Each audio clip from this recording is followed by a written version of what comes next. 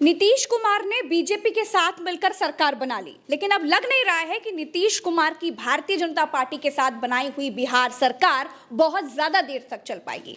दोस्तों, 12 फरवरी को बिहार विधानसभा में नीतीश कुमार को बहुमत साबित करना है, लेकिन बहुमत साबित करने से पहले ही तेजस्वी यादव बहुत बड़ा खेल करने की तैयारी में है। नीतीश और बीजेपी गठबंधन के पास आज की तारीख में बहुमत है, लेकिन 12 तारीख को बहुमत ना रहे इसकी पूरी तैयारी तेजस्वी यादव और कांग्रेस मिलकर कर रहे हैं। कांग्रेस ने अपने विधायकों को पहले दिल्ली बुलाया और फिर दिल्ली से ही जहाज बुक करके हैदराबाद भेज दिया।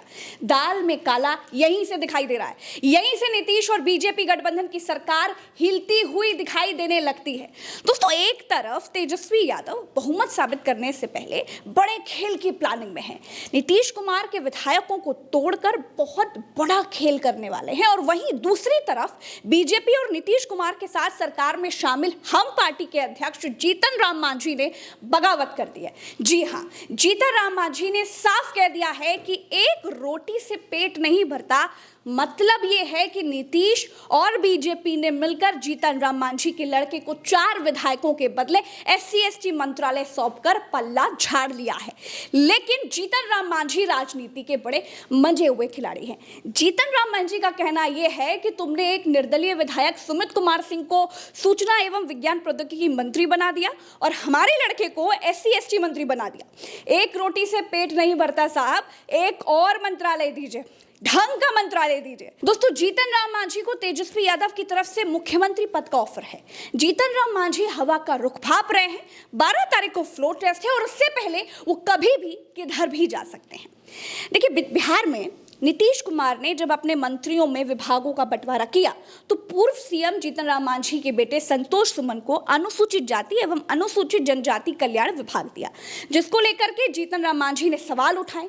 हम अध्यक्ष ने एक बार फिर बीजेपी जेडीयू पर दबाव बनाते हुए बिल्कुल क्लियर कट कह दिया है कि हमारा एक रोटी से पेट नहीं भरता है, कम से कम 2 रोटी तो दीजिए। गरीबों के लिए काम करना है तो हमको अच्छा विभाग भी चाहिए। देखिए, जीतन राम मांझी के बेटे संतोष कुमार को इससे पहले जब महागठबंधन की सरकार बनी थी तब भी उन्हें SC/ST कल्याण मंत्रालय दिया गया था। जब जीतन राम मांझी बिहार सरकार में मंत्री थे तब भी उनके पास इसी विभाग की जिम्मेदारी थी। संतोष सुमन को SC/ST कल्याण विभाग मिलने पर खुले मंच से कहा कि मैं मंत्री था तब भी यही विभाग मिला और मेरे बेटे संतोष को भी SC/ST कल्याण विभाग ही मिलता है। अब उन्होंने सवाल किया है कि क्या पथ निर्माण और भवन निर्माण विभाग का काम हम लोग नहीं कर सकते? तो दोस्तों, कुल मिलाकर बीजेपी और नीतीश कुमार का फ्लोर टेस्ट 12 फरवरी को पूरी तरह फंस सकता है। इसका दूसरा कारण यह भी है कि नीतीश से 36 का आंकड़ा रखने वाले चिराग पासवान भी बगावत के मूड में नजर आ रहे हैं।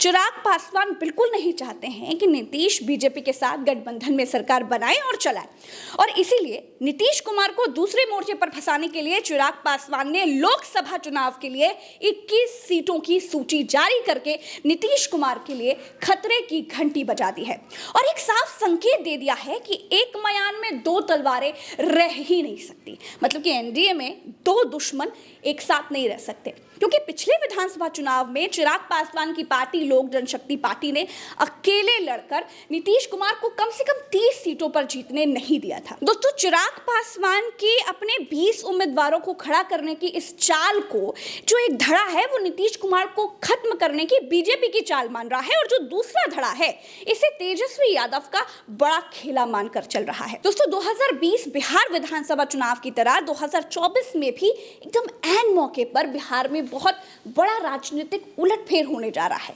इसका खामियाजा सीधे तौर पर बिहार के मुख्यमंत्री नीतीश कुमार को ही उठाना पड़ेगा। एक बात तो साफ है कि नीतीश कुमार को खत्म नीतीश कुमार के गठबंधन से ही किया जाएगा। राजनीतिक विश्लेषकों की यह भविष्यवाणी बिल्कुल सच साबित हुई दिखाई देने लगी है। दोस्तों, कुल मिलाकर दोस्तों, आप इसको ऐसे समझ लीजिए कि नीतीश कुमार को भस्म करने का आशीर्वाद मिला हुआ है और नीतीश कुमार इस बार अपने ही सर पर हाथ रखकर नाचने वाले हैं। इसका मतलब यह है कि उनकी पार्टी को डैमेज करने वालों में पुराने चेहरे ही होंगे। देखिए, लोक जनशक्ति पार्टी के अध्यक्ष चिराग पासवान ने हाजीपुर गाजीपुर, जमुई, खगड़िया, समस्तीपुर, वैशाली, नवादा, गोपालगंज, सीतामढ़ी, वाल्मीकि नगर, जहानाबाद और बेगूसराय में अपनी पार्टी का प्रभारी नियुक्त कर दिया है। अब इससे साफ संकेत है कि चिराग पासवान ने लोकसभा की 11 सीटों पर प्रत्याशी उतारने की तैयारी कर ली है।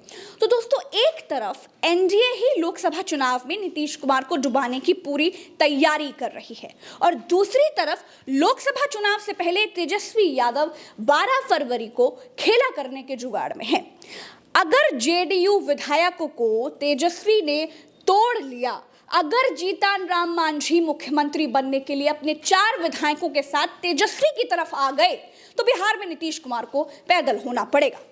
दल बदल कानून जेडीयू विधायकों पर लग सकता है, लेकिन महाराष्ट्र की तरह बिहार विधानसभा में सभापति तेजस्वी यादव की पार्टी के हैं।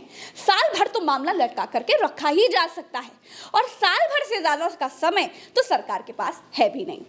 तो दोस्तों, बिहार कांग्रेस के 19 में से 16 विधायक हैदराबाद जा चुके हैं।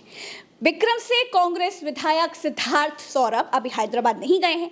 मनिहार से मनोहर प्रसाद भी अभी हैदराबाद नहीं गए हैं और अररिया से आबिदुर रहमान अभी हैदराबाद नहीं गए हैं। जल्द ही ये 3 विधायक भी हैदराबाद भेज दिए जाएंगे और बिहार में एक बार फिर 12 तारीख को नीतीश कुमार की सरकार को बहुमत साबित करने से रोका जाएगा। तो पल पल बदलती बिहार की राजनीति पर हमारी नजर बनी हुई है। आप देखते रहिए उल्टा चश्मा यूसी और चैनल को सब्सक्राइब करना बिल्कुल मत भूलिएगा। नमस्कार, जय हिंद।